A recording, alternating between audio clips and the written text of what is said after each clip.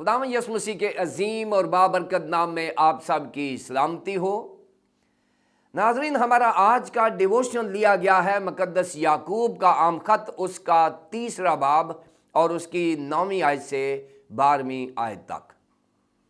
कलाम मुकद्दस में यूं मरकूम है, इसी से हम खुदावंद और बाप की हम्द करते हैं और इसी से आदमियों को जो खुदा की सूरत पर पैदा हुए हैं बद्दुआ देते हैं। एक ही मुंह से मुबारकबाद और बद्दुआ निकलती है। ऐ मेरे भाइयों, ऐसा ना होना चाहिए। क्या चश्मे के एक ही मुंह से मीठा और खारी पानी निकलता है? ऐ मेरे भाइयों, क्या अंजीर के दरख्त में जैतून और अंगूर में अंजीर पैदा हो सकते हैं? इसी तरह खारी चश्मे से मीठा पानी नहीं निकल सकता।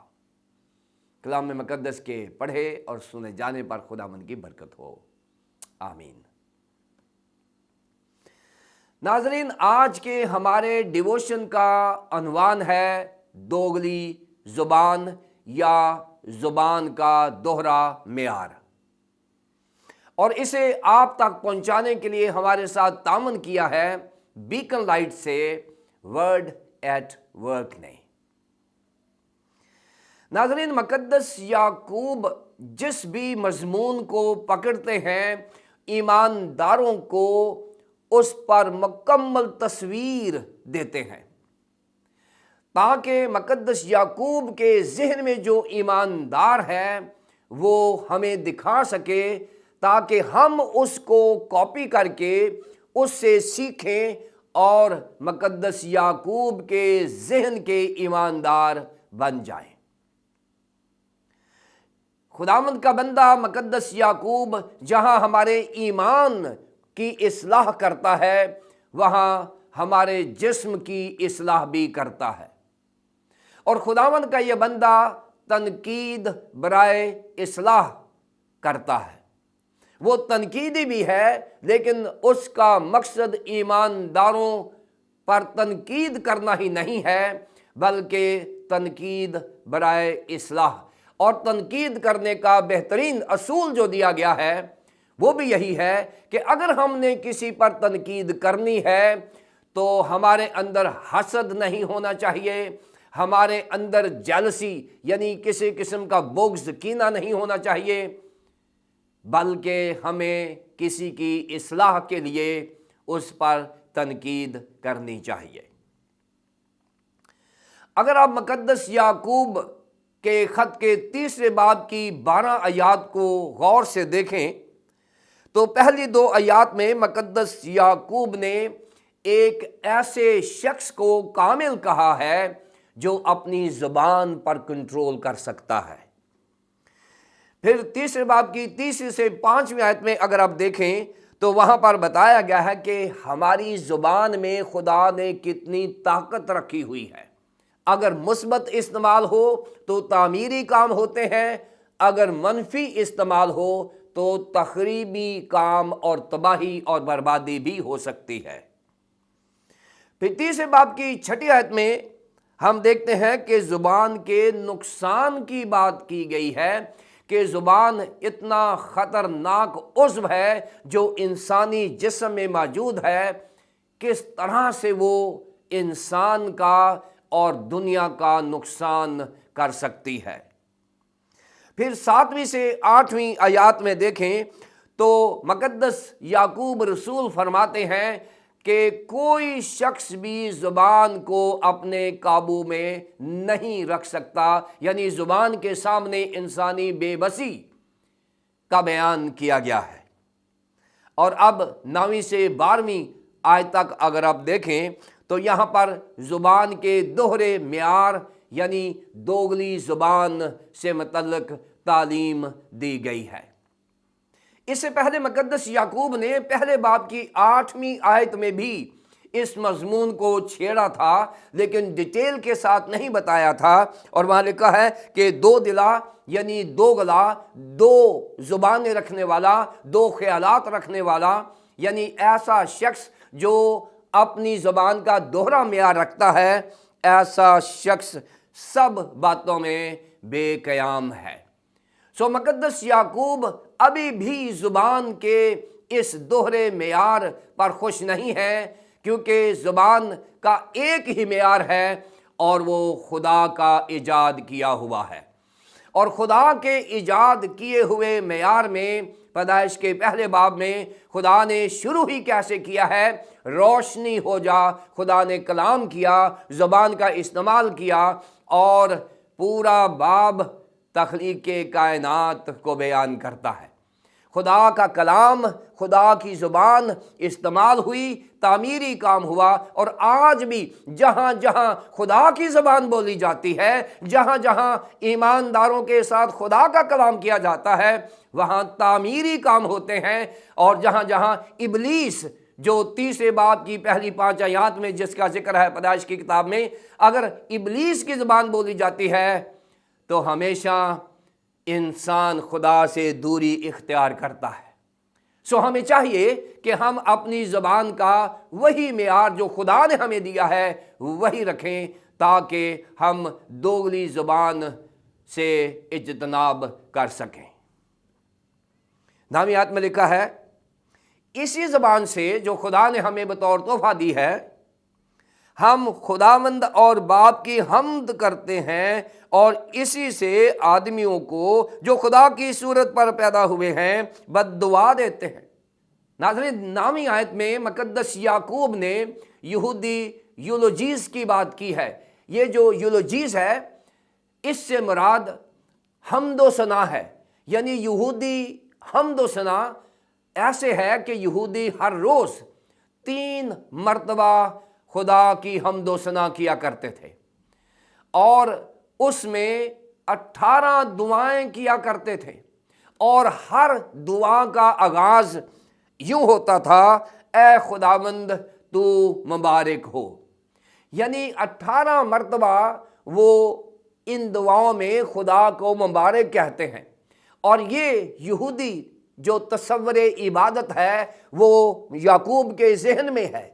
मुकद्दस याकूब ने बयान किया है कि सारा दिन तो आप ए खुदावंद तू मुबारक हो का नारा लगाते हैं और इसका विरद करते हैं, तो फिर क्यों आप उस इंसान को बद्दुआ देते हैं जो खुदा की सूरत पर बनाया गया है। नाज़रीन, यहाँ मैं किसी पर लानत करने या बद्दुआ देने की डॉक्ट्रिन बयान करना चाहता हूँ, और वो ये है कि अगर हम किसी पर लानत करते हैं और अगर हम किसी को बद्दुआ देते हैं तो इससे मुराद ये है कि हम उस इंसान को जो खुदा की सूरत पर पैदा हुआ है उसे जहन्नम में डालना चाहते हैं। और नाज़रीन, खुदा किसी की हलाकत नहीं चाहता, और अगर हम ऐसा करते हैं तो इससे मुराद ये है कि हम वो काम कर रहे हैं जो खुदा के खिलाफ है। लिहाजा किसी पर लानत करना, किसी को बद्दुआ देना खुदा के खिलाफ काम है, जिसे खुदा हरगिज़ पसंद नहीं करता, क्योंकि खुदा किसी की हलाकत नहीं चाहता। वो चाहता है कि हर शख्स बदी से बाज आए और उसकी तौबा तक नौबत पहुंचे। इसके बाद 10वीं आयत में यूं बयान किया है, ऐ मेरे भाइयों ऐसा नहीं होना चाहिए। नामी और 10वीं आयत को यूं बयान किया, और उसके बाद, क्या चश्मे के एक ही मुंह से मीठा और खारी पानी निकलता है? ऐ मेरे भाइयों, क्या अंजीर के दरख्त में जैतून और अंगूर में अंजीर पैदा हो सकते हैं? इसी तरह खारी चश्मे से मीठा पानी नहीं निकल सकता। यहाँ पर मुकद्दस याकूब ने उस वक्त के जो मनाजर हैं जो यहूदियों के जहन में हैं, क्योंकि अगर आप मशरिक़ वस्ता का मुताला करें, उस दौर में जब मुकद्दस याकूब ये ख़त लिख रहे थे तो उस सरज़मीन पर बहुत सारी चीज़ों में चश्मे वहाँ मौजूद थे, और फिर वहाँ इंजीर के दरख्त मौजूद थे और अंगूर के दरख्त वहाँ मौजूद थे। और ये सारी की सारी जो सीनरी है, वो जो फितरी मनाजर हैं, जो कुदरती मनाजर हैं, इनको कैश किया है मुकद्दस याकूब ने, और उन्होंने यहूदियों के ज़हनों में जो नक्शा है उसी को ही इस्तेमाल किया है और बताया है कि आप चश्मों को देखते हैं, मशरिक़ वस्ता में बहुत सारे चश्मे हैं, क्या कभी आपने देखा है कि एक चश्मे से मीठा भी पानी हो और खारी पानी भी हो? आपने ज़रई ज़मीनें देखी हैं اور پھل یہ اور پھول دیکھے ہیں؟ کیا کبھی کسی انجیر میں زیتون لگے ہیں یا کسی انگور میں انجیر لگے ہیں؟ اگر ایسا نہیں ہے تو پھر ایک چشمے سے میٹھا اور کھاری پانی نہیں نکل سکتا۔ اس کے پیچھے کیا ہے ناظرین؟ اس کے پیچھے یہ ہے کہ ہمارے الفاظ، ہماری زبان، ہمارے دل اور دماغ کی عکاسی کرتے ہیں۔ ہمارے الفاظ ہمارے خیالات کی نمائندگی کرتے ہیں، اور ہماری زبان وہی بولتی ہے جو ہمارے دل میں ہے اور ہمارے ذہن میں ہے۔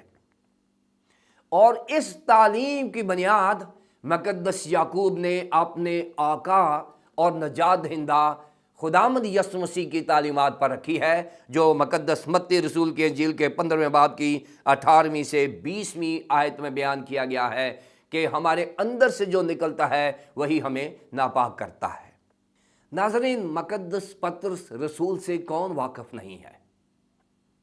مقدس پطرس رسول بھی جو خداوند یسوع مسیح کے ساتھ رہے، خداوند یسوع مسیح کو دیکھا، ان کی گواہی دی، لیکن جب ان کا ٹرائل چل رہا ہے، وہ مصلوبیت کے عمل میں جا رہے ہیں، ان کی عدالتوں میں پیشی ہو رہی ہے، تو مقدس پطرس رسول جو ہر وقت خداوند یسوع مسیح کے گن گاتا تھا، یسوع مسیح کا 3 بار اسی زبان سے انکار کرتا ہے جس زبان سے اس نے کہا ہے کہ تو خدا کا بیٹا المسیح ہے۔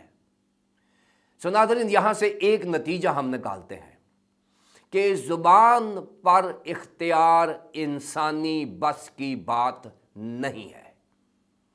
اگر آج ہم نے اپنی زبان کو قابو میں کر لیا تو ہمارا جسم، پورا کا پورا جسم ہمارے قبضے میں آ جائے گا۔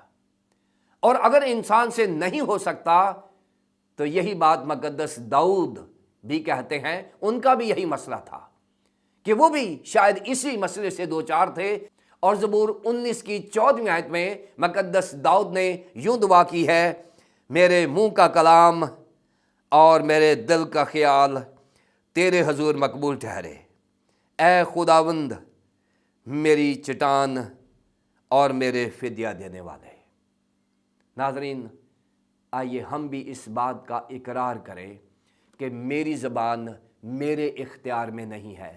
خداوند میرے منہ پر پہرا بٹھا اور میری زبان کو اپنے اختیار میں لے، تاکہ میں تیرے لیے بول سکوں، تیرے لیے کلام کر سکوں اور اپنی اور کلیسیائی ترقی کا سبب بن سکوں۔ آئیے ہم دعا کریں۔ بزرگ پیارے آسمانی باپ، ہم تیرا شکریہ ادا کرتے ہیں مقدس یعقوب کے لیے کہ اس نے انسانی کمزوری کو اور انسانی جسم کے ایسے عضو کو مضمون بنایا ہے جس کی آج انتہائی ضرورت ہے، اور اس نے یہ بھی کہا ہے کہ ہر ایک شخص، ہر ایماندار بولنے میں دھیرا ہو، سننے میں تیز ہو اور بولنے میں دھیرا ہو۔ پیارے آسمانی باپ، ہمیں اس اصول کو اپنانے اور اپنے زندگی کا حصہ بنانے کی توفیق عطا فرما۔ خداوند، اگر ہم سے ایسا نہیں ہوا تو ہمیں معاف فرما، اور آئندہ پاک روح کی مدد سے ایسا کرنے کی توفیق عطا فرما۔ ہم یہ مانگتے ہیں تیرے پیارے بیٹے اپنے خداوند یسوع مسیح کے نام سے، آمین۔